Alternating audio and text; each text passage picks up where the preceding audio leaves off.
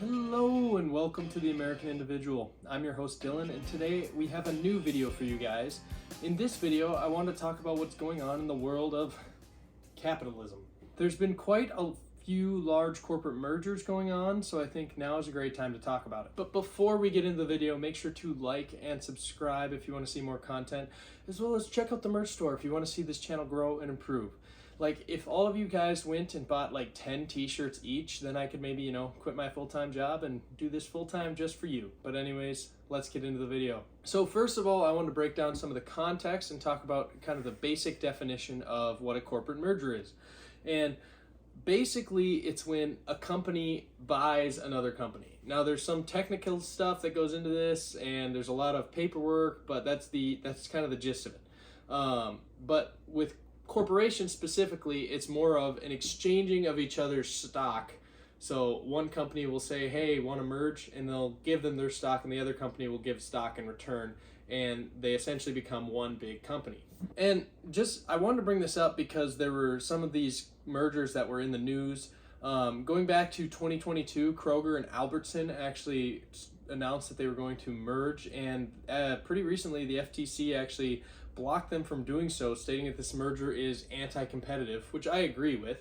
At least we have one government agency doing something useful. There is also Discover and Capital One, who've recently announced plans to merge themselves, and I hope that this acquisition will also get blocked. In the world of airlines, JetBlue and Spirit, some great airlines, have actually dropped their planned merger because of some FTC anti-competitive lawsuit issues as well. And this really isn't a merger, but it's related to free trade, that the European Union ruled that Apple has to pay billions because of anti-free trade practices with their App Store and Spotify. Now, some of you may be wondering, Dylan, what's the big idea? Who cares if companies merge? Well, first, let me preface this.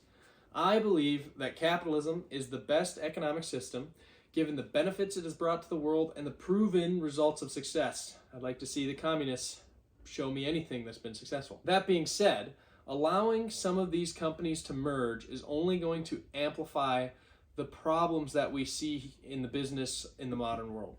And the benefit of capitalism is that there should be no blocks in place to eliminate competition. However, there are some areas of businesses that need a certain level of infrastructure to become profitable. Things such as starting a business, flying people around, isn't going to stand up to Delta or American, for example. Or me making a car in my garage isn't going to compete with the likes of GM and Ford. You need to have a certain level of infrastructure to be able to be profitable in certain areas. And this is kind of the problem that we run into with capitalism.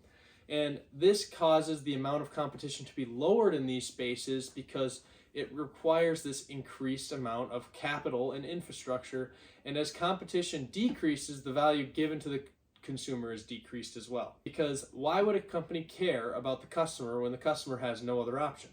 And when we get these mergers, they actually reduce the competition even more, and therein lies the problem. Now, this problem leads many people to believe that socialism is the answer to this dilemma. However, I strongly disagree. Free trade principles are still the best way to go. Commies. The problem we have in America right now is the same problem Teddy Roosevelt dealt with 100 years ago with like Standard Oil. And here is my current view on the whole situation. And that is, in America and kind of in the modern world, we don't really live under capitalism, but more so a government-supported corporatism. And I say government-supported only because most, if not all, of the biggest companies in the US have received millions and billions of dollars in bailouts of taxpayer money.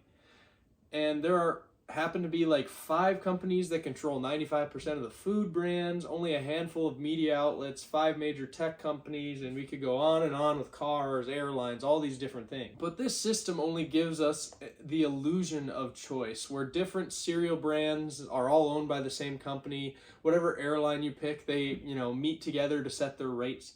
And the media we consume all pretty much come from the same sources, except the American Individual. I am a proud shareholder, owned and operated, and I hope that you all support me because I am the only trusted name in news. Now, as a people, there are some things that we can do, and one, we can petition our politicians to actually do their job in protecting free trade by not sending bailouts to badly run corporations that went under in the first place, and stopping anti-competitive mergers from happening. Two, We can look into what we're buying and where we're getting it from and try to support local brands, as well as grow our own independence in energy, food, whatever that may be.